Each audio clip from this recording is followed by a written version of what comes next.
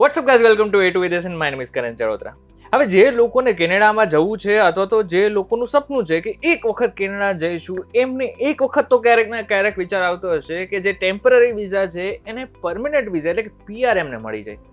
પરંતુ હવે એની પ્રોસેસ થોડી લેન્ધી છે, થોડી અડવિતરી પણ છે, અઘરી છે. પરંતુ આ અઘરી પ્રોસેસને સહેલી કરવા માટે અત્યારે અમારી સાથે જે ગેસ્ટ છે ને એ તમારા કામના છે. અત્યારે અમારી સાથે છે નિરાલી પટેલ, જો વિઝા એક્સપર્ટ છે અને આજે આપણને TR to PR કઈ રીતના મેળવી શકાય એમનું નોલેજ આપશે.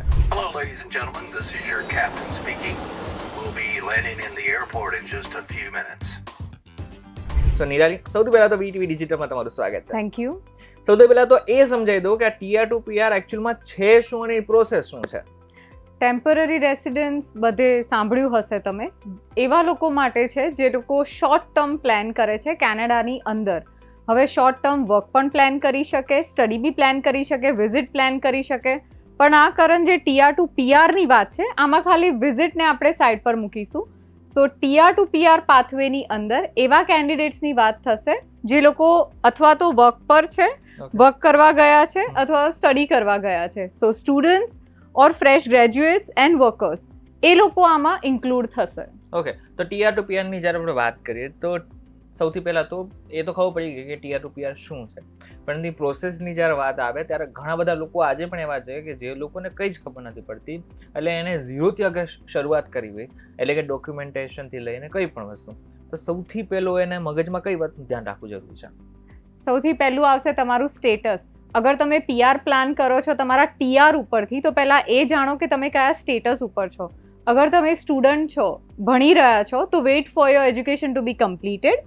ભણવાનું પતાવો છો, કોઈ જોબ એક્સેપ્ટ કરો છો, વર્ક પરમિટ લો છો, તો તમારી માટે પહેલાં આવશે પોસ્ટ ગ્રેજ્યુએટ વર્ક પરમિટ. એ બી એલિજિબિલિટી ઉપર ડિપેન્ડ કરે છે. રાઈટ. ઘણા બધા એવા કોર્સીસ છે જેમાં તમને ખ્યાલ પહેલેથી નહીં હોય કે તમને PGWP મળશે કે નહીં મળે. અમુક લિસ્ટેડ છે જેમાં ફિક્સ જ છે કે PGWP તમને મળવાની છે. સો અગર તમારો કોર્સ પ્રોપર છે, અપ્રોપ્રિએટ છે, તમને તમારી પોસ્ટ ગ્રેજ્યુએટ વર્ક પરમિટ મળી ગઈ છે, નેક્સ્ટ મૂવ હશે તમારું PR સુધીનો જમ્પ. સો જ્યારે વર્ક કરો છો, તમે સ્ટડી પતાવ્યું, તમે કામ કર્યું અને હવે તમે PR લેવા બેઠા છો, ત્યારે તમારું વર્ક ઇમ્પોર્ટન્ટ હશે. એની સાથે સાથે તમે જે સ્ટેટસ એટલે કે સ્ટડી પરથી ટ્રાન્ઝિટ કર્યું વર્ક પરમિટ પર, તમારા હાથમાં અત્યારે PGWP છે which is a work permit. So work પરમિટના અંદર તમને ઘણી બધી PR ની પાથવેઝ દેખાશે કે તમે આ ભણ્યા છો તો તમારી માટે આ સ્ટ્રીમ છે, તમે અગર આ કામ કર્યું છે તો તમારી માટે આ સ્ટ્રીમ છે. એટલે આ બધી સ્ટ્રીમ્સ ક્યાંક ના ક્યાંક તમને PR લેવડાવતી હશે. તો 2026 ની અંદર જે TR to PR ની વાત ચાલી રહી છે એ શું છે? નવી ચર્ચા શું શરૂ થઈ છે? ચર્ચા એકચ્યુઅલી છે, બટ એ programme it is a closed programme. 2021માં જ્યારે કોવિડ હતો તો કેનેડાની બોર્ડર્સ બંધ હતી, ફ્લાઇટ્સ એટલી ચાલુ નહોતી. હવે એ ટાઈમે કેનેડાની અંદર માઇગ્રેશન કઈ રીતે થાય? સો જે ઓલરેડી સ્ટુડન્ટ્સ ગયા હતા ત્યાં આગળ અથવા તો જે વર્કર્સ ત્યાં હતા, એ બધાને PR આપવા માટે એક શોર્ટ ટર્મ પ્લાન કર્યો હતો ગવર્મેન્ટે, અને એ હતું TR to PR pathway. So 2021માં સ્ટાર્ટ કરી હતી એમને આ પાથવે. જેમ જેમ કેપ ફૂલ થઈ ગઈ, અત્યારે હાલ આપણે 26માં છીએ, સો અત્યારે તમને પ્રોગ્રામ ઓપન નહીં દેખાય. રાઈટ. અત્યારે જે TR to PR નો જે પાથવે છે એ અત્યારે ખુલ્લો છે કે પછી જૂના એપ્લિકન્ટ માટે જ અત્યારે અવેલેબલ છે? અવેલેબલ પણ તમે ડિરેક્ટલી ના કહી શકો. જૂના એપ્લિકન્ટ્સ જે 2021માં હતા, જે TR to PR અપ્લાય કરી ચૂક્યા હતા, અથવા તો અત્યારે એમાંથી અમુક એવા હશે જેમનું રિઝલ્ટ આવી ગયું છે, સો દે આર PR. બીજા એવા હશે જે એપ્લિકન્ટ્સ વેઇટ કરી રહ્યા છે. સો એ એપ્લિકન્ટ્સની પ્રોસેસ ચાલુ હશે. એક બેનિફિટ આમાં એમને એડિશનલ ગવર્મેન્ટ આપે છે કે જ્યારે તમે PR સબમિટ કરો તો તમને government bridging open work permit આવે છે, જેની અંદર તમે પોતે કામ કરી શકો અથવા કામ કરતા હો તો એને કન્ટિન્યુ રાખી શકો, કારણ કે તમને વર્ક ઓથોરાઇઝેશન મળે છે આમાં. સો એ વખતના ટાઈમના એપ્લિકન્ટ્સ જેમને ફાઇલ મૂકી હતી એ અથવા તો રિઝલ્ટ લઈને બેઠા છે, ત્યારે ઓલરેડી PR નહીં તો સિટીઝનશીપ અપ્લાય કરી લીધું હશે PR પછી, અથવા તો એવા હશે જે રિઝલ્ટની રાહ જોવે છે. અત્યારના નવા એપ્લિકન્ટ્સ માટેની કેટેગરી ખુલવાની આપણે રાહ જોવાની છે. બરાબર છે. હવે આ બધું સાઈડમાં રાખી દઈએ ને આપણે એ વાત કરીએ કે ડોક્યુમેન્ટેશનની ખાસ કરીને, તો એવા કયા ડોક્યુમેન્ટેશન છે કે જે ફરજિયાત તમારે તમારી સાથે રાખવા જ પડશે? ઇમ્પોર્ટન્ટ છે તમારા સ્ટેટસ ડોક્યુમેન્ટ્સ. સ્ટડી પરમિટ અગર તમે સ્ટુડન્ટ છો તો, વર્ક પરમિટ અગર તમે વર્કર છો તો. આની સાથે સાથે એવો પણ ટાઈમ હોય જ્યારે તમે કોઈ વિઝા અપ્લાય કર્યા છે ને તમે રાહ જોઈ રહ્યા છો તમારા નવા વિઝા આવવાની, અગર તમારી જૂની પરમિટ એક્સપાયર થઈ ગઈ છે તો એ સ્ટેટસને કહેવાય અપ્લાઇડ સ્ટેટસ. દેટ મીન્સ તમે કોઈ એપ્લિકેશન અપ્લાય કરી છે, એના રિઝલ્ટ આવવાની રાહ જોઈ રહ્યા છો. એવા સમયે તમારા જૂના પરમિટના ડોક્યુમેન્ટ સાચવીને રાખો. જે અપ્લાય કર્યું છે એની રિસિપ્ટ સાચવીને રાખો. ઓનલાઈન અપ્લાય કર્યું છે તો ઓનલાઈન તમને ટ્રાન્સમિશન કન્ફર્મેશન મળે જ છે, તો એ સાથે રાખો. આ બધાની સાથે સાથે કેનેડામાં રહો છો એના ડોક્યુમેન્ટ્સ વિચ ઇઝ તમારા રેસિડન્સના પ્રૂફ. અગર તમે જોબ કરો છો તો વર્ક ડોક્યુમેન્ટ્સ, એની સાથે ટેક્સેશન ડોક્યુમેન્ટ્સ પણ એટલા ઇમ્પોર્ટન્ટ હશે. બરાબર છે. હવે મહત્વનો પ્રશ્ન કે એલિજિબિલિટી, કયા લોકોને આ માટે એલિજિબલ છે સૌથી પહેલા તો, અને કયા લોકો નથી? એવા એપ્લિકન્ટ્સ જે લોકો પોતે ટેમ્પરરી રેસિડન્ટ અત્યારે હોલ્ડ કરે છે, અથવા તો એમને એમનું ગ્રેજ્યુએશન પતાવી દીધું છે, else they are working somewhere. અગર ભણો છો તો તમારે વેઇટ કરવું પડશે તમારું કોર્સ ક્યારે ફિનિશ થાય છે. ઓબ્વિયસ છે, પતાવ્યા પછી જ તમે અપ્લાય કરી શકશો તમારું ટેમ્પરરી રેસિડન્સ નવું વાળું સ્ટડીમાંથી વર્ક. હવે માની લો તમે એવા કેન્ડિડેટ છો કે તમારું વર્ક પરમિટ આવી ગયું છે, તમે કોઈક જગ્યાએ કામ શોધી રહ્યા છો, તો તમે એલિજિબલ છો એ ક્વેશ્ચન ઊભો છે. કેમ? કારણ કે you are not eligible at that time. તમારે TR to PR પાથવેની અંદર વર્ક એક્સપિરિયન્સ સૌથી મેજર રોલ પ્લે કરશે. ઓકે, વર્ક એક્સપિરિયન્સની વાત કરી રહ્યા છે તો વર્ક એક્સપિરિયન્સ કઈ રીતના મેટર કરે છે, અને લેંગ્વેજ જે સૌથી મહત્વનો ભાગ અહીં ભજવી રહ્યો છે એ કઈ રીતે છે સૌથી પહેલા તો? સો વર્ક એક્સપિરિયન્સની વાત કરીએ. પોઈન્ટ નંબર 1, વર્ક એક્સપિરિયન્સમાં ગવર્મેન્ટ એમના તરફથી અમુક ફિક્સ ફિલ્ડ્સ આપી ચૂક્યા છે, જે અગર જૂની સિસ્ટમને કમ્પેર કરીએ તો એમાં આપણને લિસ્ટ મળે જ છે. 2021માં એ લોકોએ health care, non health care essential workers, trade, stem પ્રોગ્રામમાં જેટલા બી હતા આવા ઘણા બધા ઓક્યુપેશન્સ એ લોકોએ લિસ્ટ કરેલા હતા. આ લિસ્ટના અકોર્ડન્સમાં તમારી એલિજિબિલિટી પ્રૂવ થતી હતી ક્યાંક ના ક્યાંક. આની સાથે સાથે એ લોકો લેંગ્વેજને મર્જ કરતા હતા. દેટ મીન્સ કે જેવું તમારું લેવલ ઓફ વર્ક એના એકોર્ડિંગ તમારા લેંગ્વેજના સ્કોર્સ. એવું સાંભળ્યું હશે તમે કે લેવલ 4 આવી ગયો તો પણ તમારું PR ક્લિયર થઈ ગયું. લાઈક IELTS આપી છે કે કોઈ પણ ઇંગ્લિશ લેંગ્વેજ એક્ઝામ આપી છે, લેવલ 4 છે, સ્ટીલ PR આવી ગયું. કારણ કે ગવર્મેન્ટે એવી કેટેગરી ઓપન કરી હતી એ ટાઈમે, જેનો એલિજિબિલિટી ક્રાઇટેરિયા હતો કે ઇફ ઇટ ઇઝ લેવલ 4 તો તમે એલિજિબલ છો. કેન્ડિડેટે અપ્લાય કર્યું, લેવલ 4 ભલે હતો, CLB લેવલ 4 IELTS આપી છે તો લેવલ 4 ગણો, લેવલ 5 ગણો. અગર લો સ્કિલ વર્કર્સ છે તો એ આ સ્કોર ઉપર પણ એમનું PR લઈ શકે છે. હવે આ બધી વસ્તુઓ તમને જોવા મળી હતી 2021માં. હજી 2026ની ગાઈડલાઇન્સ આપણે જોઈશું, જે અત્યાર સુધીની જેટલી પણ મળી છે એટલી. તો એમાં લેંગ્વેજ એક્ઝિસ્ટ કરે છે, કેટલું કોની માટે શું, that is still not known. So આપણે વાત કરી રહ્યા છીએ લેંગ્વેજની, તો ઇંગ્લિશ એકમાત્ર જ એવું છે કે જે કામમાં આવી શકે, પછી ફ્રેન્ચ બી ઇમ્પોર્ટન્ટ છે? ફ્રેન્ચ પણ હવે તો ઇમ્પોર્ટન્ટ છે. લાસ્ટ યર સુધી એવો ટાઈમ હતો કે ઇંગ્લિશ જ એકલું ચાલતું હતું. એવું બી સાંભળ્યું હતું કે IELTS અને સેલ્ફિપ આ બે એક્ઝામિનેશનની વાતો થતી હતી. આ વર્ષ કે લાસ્ટ યરના લાસ્ટ ક્વાર્ટરની વાત કરી શકો, ત્યારથી ફ્રેન્ચ લેંગ્વેજ પણ આગળ છે અને ગવર્મેન્ટ એને પ્રમોટ પણ કરે છે. અગર તમારી પાસે ફ્રેન્ચ સ્કિલ્સ છે તો એક એડ ઓન સેકન્ડ લેંગ્વેજનો બેનિફિટ તરીકે તમે એને યુઝ કરી શકો છો. હવે આમાં ફ્રેન્કોફોન સ્પેશિયલી એક કેટેગરી આપે છે ગવર્મેન્ટ, FCIP જેને કહેવાય છે, that is ફ્રેન્કોફોન community immigration pilots. હવે આ પ્રોગ્રામમાં જે ટેમ્પરરી રેસિડન્ટ્સ છે, અગર એમની પાસે ફ્રેન્ચની સ્કિલ્સ છે, એ લોકોએ રિક્વાયર્ડ લેવલ અચીવ કર્યો છે ફ્રેન્ચ એક્ઝામિનેશનમાં, તમે TEF અથવા તો TCF કોઈ પણ એક્ઝામ આપી શકો. આ એક્ઝામિનેશન આપીને ફ્રેન્ચ ક્લિયર કર્યું, તમારો રેલેવન્ટ સ્કોર આવી ગયો છે, પછી તમે ડિરેક્ટ આ PR પાથવેને ચૂઝ કરી શકો. બસ એના અલગથી એલિજિબિલિટી ક્રાઇટેરિયાસ મીટઅપ કરવાના. ફ્રેન્ચના બીજા બેનિફિટમાં અમુક સ્ટેટ્સ સામેથી એ વસ્તુ તમને અલગ ઓપોર્ચ્યુનિટી આપે છે. આખી સ્ટ્રીમ જ છે કે ફ્રેન્ચ સ્પીકિંગ કેન્ડિડેટ્સ તો એ અહીંયા જઈને અપ્લાય કરો. તો જેટલા પણ સ્ટેટ્સ છે બધાની પોતાની આ ફ્રેન્ચની કેટેગરી અવેલેબલ હશે જ, જેના કારણે આ એક બેનિફિટ ગણી શકો. આ બધાની સાથે સાથે એક બીજી વસ્તુ સાંભળી હશે, FMP programme, that is Francophone mobility programme. હવે આ વસ્તુ એક પ્રકારની વર્ક પરમિટ છે એ વર્કર્સ માટે જેમના આમાં ફ્રેન્ચ એબિલિટીઝ છે. એવા કેન્ડિડેટ્સ તો બહુ હશે જેને ઇંગ્લિશ લેંગ્વેજનું નોલેજ હશે, બટ અમુક કંપનીઝના અંદર સ્પેશિયલી એવા કેન્ડિડેટ્સ હોય કે એપ્લિકન્ટ્સ હોય જેમની ફ્રેન્ચ સ્કિલ્સ છે.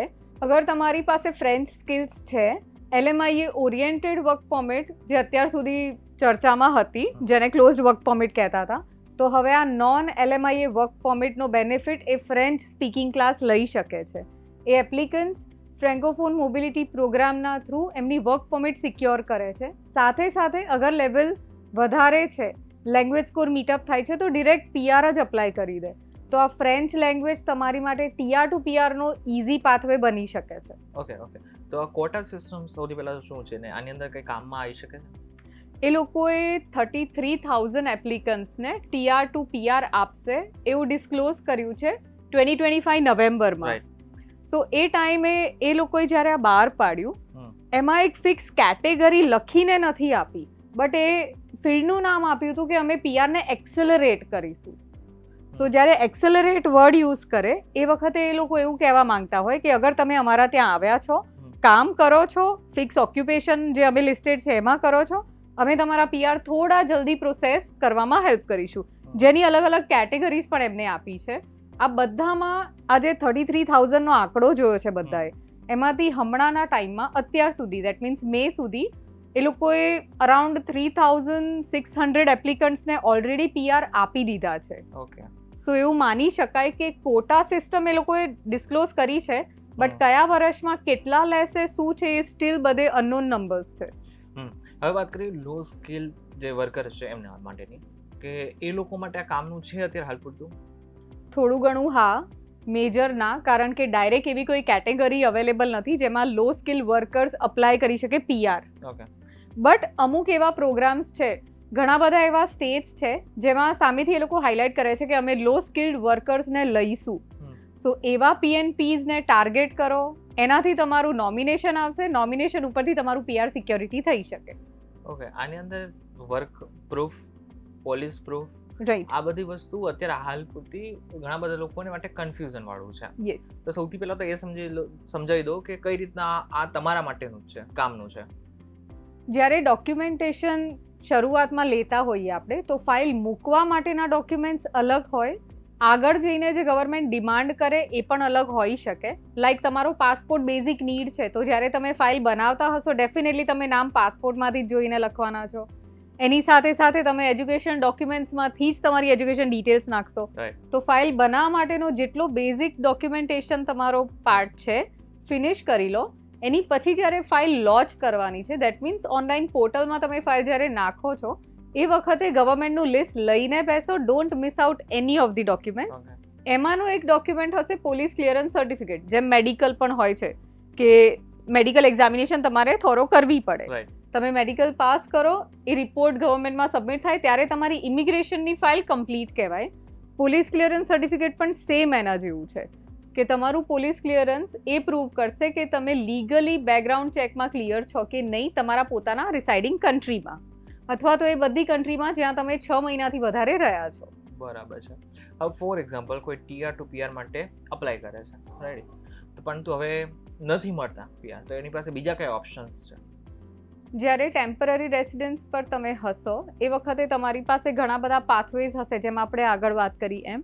આમાંથી એક્સપ્રેસ એન્ટ્રી તમે અપ્લાય કરી શકો, પ્રોવિન્શિયલ નોમિની પ્રોગ્રામ થ્રુ તમારું PR એક્સપેક્ટ કરી શકો, રૂરલ એન્ડ કમ્યુનિટી પ્રોગ્રામ્સ જે ઘણા ચાલી રહ્યા છે અત્યારે જેને પાયલટ પ્રોગ્રામ્સ કહે છે. સ્પેશિયલી એવી નાની નાની કમ્યુનિટીઝ જેને કેનેડિયન ગવર્મેન્ટ આગળ લાવવા માંગે છે, જેમાં સ્કિલ્ડ વર્કર્સ એ લોકો એક્સપેક્ટ કરે છે કે આવે. એમાં હાઈએસ્ટ પ્રમોશન છે, કારણ કે એ લોકોને જોઈએ કે એ બધા ડેવલપમેન્ટ્સ થાય. આની સાથે એ બી સાંભળ્યું હશે એટલાન્ટિક ઇમિગ્રન્ટ પ્રોગ્રામ, જે પહેલા એક પાયલટ પ્રોગ્રામ હતો, હવે પરમનન્ટ પ્રોગ્રામ થઈ ગયો છે. તો આ બધા અલગ અલગ કેટેગરીઝ. બીજા એક એડિશનલી તમે સાંભળ્યું હશે કેર ગીવર પ્રોગ્રામ, પછી ફ્રેન્ચ સ્પીકિંગ ફ્રેન્કોફોન. આ જેટલા બી કેટેગરીઝ છે આ ડિરેક્ટ PR પાથવેઝ છે. તો એક નહીં તો બીજું ક્યાંક ના ક્યાંક તમારી એલિજિબિલિટી તો મીટઅપ થઈ જ જશે. હવે એક મહત્વનો પ્રશ્ન કે TR to PR પાથવેઝ અને એક્સપ્રેસ એન્ટ્રી બંને વચ્ચેનો ડિફરન્સ શું છે? એક વાક્યમાં કહેવું હોય તો. ડિફરન્સ ખરેખર નથી. એક્સપ્રેસ એન્ટ્રી પોતે એક પાર્ટ છે. Like TR to PR pathway એ લોકો માટે છે જે લોકો ટેમ્પરરી રેસિડન્સ છે, પણ PR ના અપ્લાય કરવાના રસ્તા તો આજે પણ એના એ જ છે, જેમાંનો એક છે એક્સપ્રેસ એન્ટ્રી. બરાબર છે. આપણે એન્ડ ઉપર લઈ જઈએ તો એક એવો પ્રશ્ન કે જે લોકોને હવે ખાલી વિચાર છે કે કેનેડા જવું છે, એ લોકો ત્યાં પહોંચેલા નથી, પરંતુ જે લોકોને કેનેડા જવું છે, ટેમ્પરરી વિઝા લેવા છે, આગળ જઈને પરમેનન્ટ વિઝા લેવા છે, ત્યાં સેટલ થઈ જવું છે, એમના માટેની એક એવી સલાહ કે જે એમના કામમાં આવી શકે. અગર તમારી શરૂઆત ભણવા માટે કરો છો તો મેક શ્યોર તમારો કોર્સ પ્રોપર હોય. કઈ ફિલ્ડ ચૂઝ કરો છો એ ફિલ્ડ આગળ જઈને તમને કરિયરમાં ક્યાં હેલ્પ કરશે, એની સાથે સાથે શું સ્ટેટસ અપાવશે. જેમ કે સ્ટડી પરમિટ તો સિક્યોર થઈ ગઈ તમારી, આની પછી નેક્સ્ટ આવશે શું એ કોર્સ એલિજિબલ છે તમારા પોસ્ટ ગ્રેજ્યુએટ વર્ક પરમિટ માટે કે નહીં, એ ચેક કરી લો. હરેક યુનિવર્સિટી અથવા તો કોલેજીસ કે કોઈ બી ઇન્સ્ટિટ્યૂટ એક કોડ આપશે, CIP કોડ, એને તમારે મેચ કરવાનો. એ કોડથી તમને ખ્યાલ આવશે, એ લિસ્ટ સુધી એ કોડ લઈ જશે કે એ એલિજિબલ છે કે નહીં તમારા PGWP માટે. પોસ્ટ ગ્રેજ્યુએટ વર્ક પરમિટ તમારી આવી ગઈ છે તો ટાઈમ વેસ્ટ કર્યા વગર એ ચેક કરો કે શું તમારો કોર્સ ડિરેક્ટ PR પાથવે માટે એલિજિબલ છે, કોઈ સ્ટેટની અંદર તમારી પાસે ઇન્ટરનેશનલ ગ્રેજ્યુએટ સ્ટ્રીમ અવેલેબલ છે કે નહીં, એ ચેક કરી લો. તો એ ડાયરેક્ટ PRની બીજી સિક્યોરિટી થઈ ગઈ. આની સાથે સાથે અગર કોઈ એવા કેન્ડિડેટ તમે છો કે તમે ડિરેક્ટ વર્ક પરમિટ પર કેનેડા લેન્ડ થાઓ છો તો તમારો NOC કોડ કયો છે એ સૌથી ઇમ્પોર્ટન્ટ હશે. એવું ઓક્યુપેશન હોવું જોઈએ જે ત્યાં આગળ ઇન ડિમાન્ડમાં હોય અત્યારે હાલ, જેનાથી અગેન PR સિક્યોર થઈ શકે. સો નિરાલી, સૌથી પહેલાં તો થેન્ક યુ સો મચ, તમે અમને ટાઈમ આપ્યો, અમારા દર્શક મિત્રોને એ સમજાવ્યું કે Tier 2 PR હવે આગળના સમયમાં અમને જોતા હશે તો એને શું કરવાનું છે, પ્રોસેસ કઈ રીતના કરવાનું છે. તો તમારો અમારી સાથેનો એક્સપિરિયન્સ, VTV સાથેનો એક્સપિરિયન્સ કેવો રહ્યો એ જરાક આ કેમેરામાં જોઈએ. એક્સપિરિયન્સ મારો ઘણો સારો હતો. જેટલા બી ક્વેશ્ચન્સ પૂછ્યા હતા એ બહુ જ કોન્ક્રીટ હતા. એવા ક્વેશ્ચન્સના આન્સર્સ આઈ એમ શ્યોર વ્યુઅર્સને સાંભળીને ક્લેરિટી આવી જશે કે એમને આગળ પ્લાન્સ કઈ રીતે કરવા એમના PR માટે કેનેડામાં. થેન્ક યુ સો મચ, તમે અમારી સાથે જોડાયા. તમને અમારો વિડીયો કેવો લાગે અમને જરા કોમેન્ટ કરીને ચોક્કસથી કહેજો. વિડીયો થકી જો તમને કોઈ ઇન્ફોર્મેશન મળે તો વિડીયો લાઈક અને શેર જરૂરથી કરજો. તથા આ જ ઇન્ફોર્મેટિવ વિડીયોઝ માટે VTV ડિજિટલ સાથે જોડાયેલા રહેજો.